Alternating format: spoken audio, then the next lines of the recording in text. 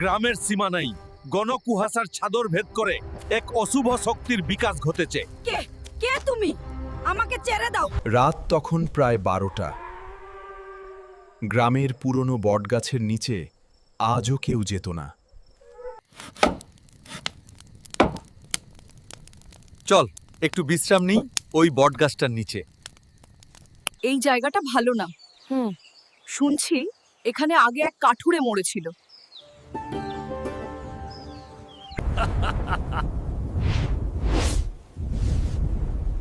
কেটে দিস আমার গাছ। চড়াম।